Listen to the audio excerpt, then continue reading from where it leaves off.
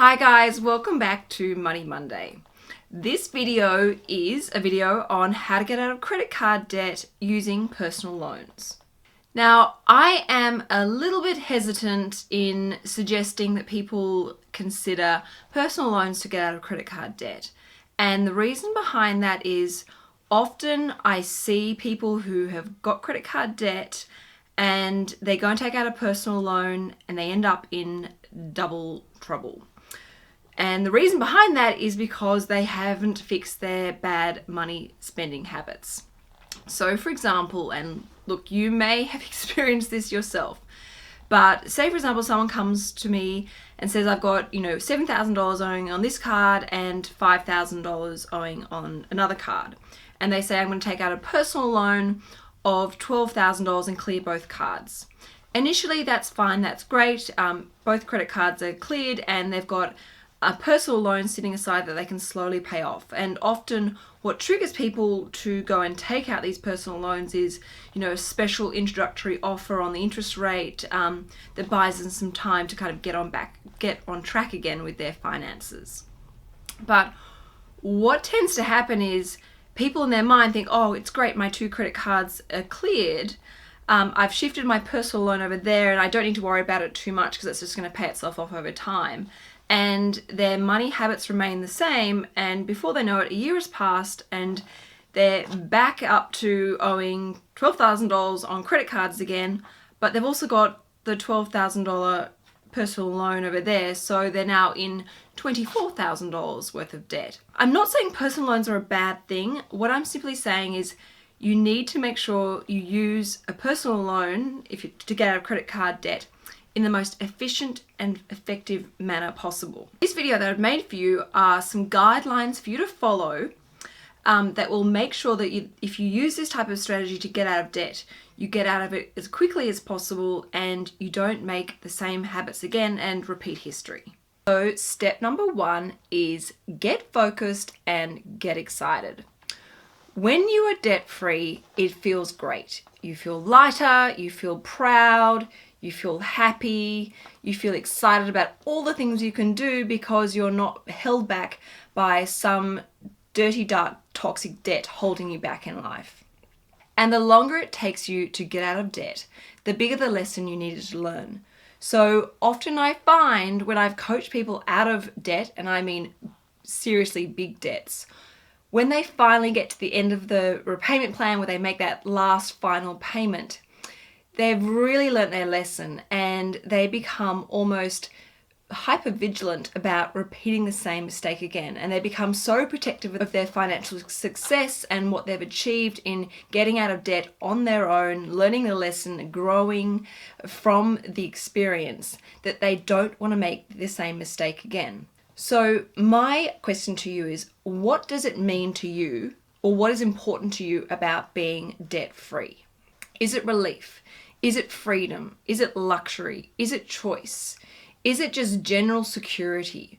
Whatever it may be, work it out and then use those feelings to help, anchor and harness your motivation and focus to make your goals incredibly powerful and help trigger the right action behind those goals.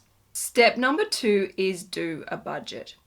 It goes without saying you're not going to be able to pay off your debt unless you make repayments, and probably extra repayments if possible. So my advice to you is do a budget. Firstly, the budget will allow you to work out how much money you need to survive, because you don't want to be paying off one debt over here and then creating a new debt over here just to live. You need to know what expenses you have on a weekly basis, monthly basis, quarterly basis, annual basis, so that you don't go 2 steps forwards, 1 step back. Once you've done the budget, then that enables you to do 2 more things. 1, it enables you to work out how much you can afford in a repayment plan towards that debt reduction. Whether it be $100 a month, $200, $300 a month, it doesn't matter. The point is you're making repayments and trying to get that debt down as fast as possible. The second thing that a budget allows you to do is review and analyze each expense in your spending habits and work out if there's any opportunity or room to either cut down or completely eliminate any frivolous spending that could maybe just be put on hold until you get out of debt, because that will free up your cash flow to be able to make additional lump sum repayments that are again going to help you get out of debt so much faster. Now, if you've never done a budget or don't have one, it's okay. I've actually done a video on how to do a budget, and if you go to the Sugar Mama website, you can actually subscribe and you'll get an email with a link to download a complimentary budget which I've designed myself. So there are no excuses for not doing a budget, even if you're not in debt. Step number 3 is set goals and keep them in sight.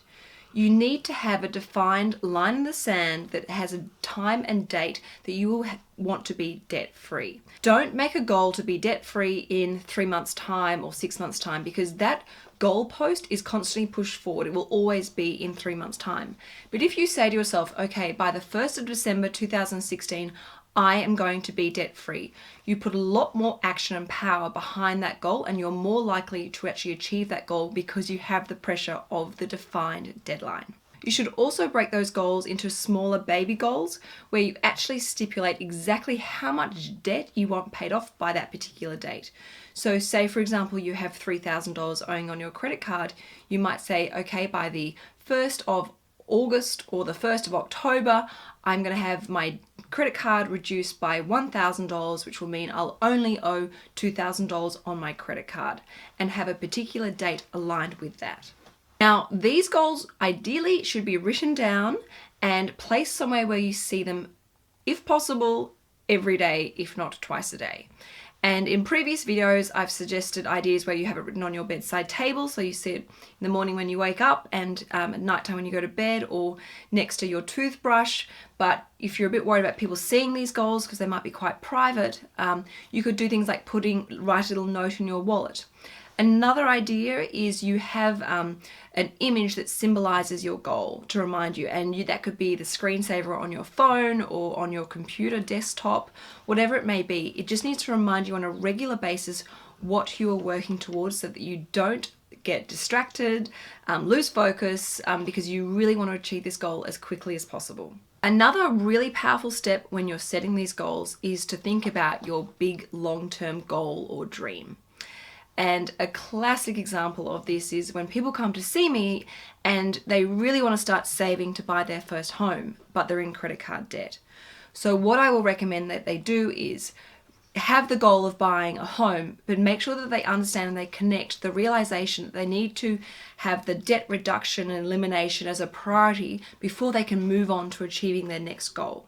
So when you set your goals, make sure you don't forget about the big ones, because they are just as important as keeping you motivated and focused. Step number 4 is track, monitor, and review. This is really important because, again, it's going to help you feel good about the progress you're making and see that there is light at the end of the tunnel. Now, I don't mind how you do this. There are lots of different ways, but whatever way you do, just make sure it works for you. You might be able to use Excel spreadsheet, or just write it on a notepad, or put it in your computer or a note in your mobile phone. It doesn't matter as long as you do it. But what I want you to do is write down the date and exactly how much money you owe and who to. Every week you look at that number and you see if it's changed or improved at all. And then every time you make an additional lump sum repayment towards that debt, you add a note, and you can actually track it if you're using Excel spreadsheet and actually see visually, so you get even more excited and see the actual graph of the number actually drop and decline over time. And the exciting part is you can actually use this tracking, reviewing, monitoring technique to actually see your wealth accumulate once you're debt free, and seeing that line gradually and steadily grow as your wealth becomes, more secure and stable, and obviously compounds and grows with smart financial decisions. That is really empowering and exciting to watch. Step number 5 is celebrate your successes. Even when you achieve those baby goals, stop and take the time to acknowledge what you've achieved, feel proud, and give yourself a much needed pat on the back. Then go and reward yourself with something nice. It doesn't need to be expensive, and definitely don't go putting it on a credit card, because obviously you'll just be getting yourself back in debt again, which is what we want to avoid. And also, once you've achieved that goal and enjoyed your reward, make sure you set up a new reward to work towards. So if you have been honest and dedicated to the journey and lessons of debt and getting out of debt, you should have established some really healthy financial habits. Now, when you are debt-free, life gets exciting because you now have a choice. You can, of course, continue on with your life, staying out of debt, which is great, and being a lot more responsible with your cash flow. But there's also another option available to you. If you wanted to, you can build a much bigger and better and more secure financial future for yourself. Because with that debt repayment plan that you've been, religiously paying off your debts with, you can now use that for other things. For example, you could use that money to establish some savings plans. You could use that money to start building your first investment portfolio and buy long-term passive income streams. Or you may have bigger and better financial goals where you want to start contributing towards your retirement planning and make your retirement date a lot sooner and a lot more luxurious. At the end of the day, the choice is yours, and I want you to realize you have so much power in your hands and so much ability in your hands to create a much happier, healthier, and harmonious financial future for yourself. That's it for Money Monday. I hope if you're in debt, you feel motivated and inspired to get out of debt as quickly as possible. Let me know what you think of this video. Let me know if you have any other ideas that might help other people. And as always, please make sure you subscribe. I don't know why I can't say that word. And if you have friends that are in debt, make sure you send them this video because it might help them as well. Anyway, I will see you next week on Money Monday or Lifestyle Love. Ciao!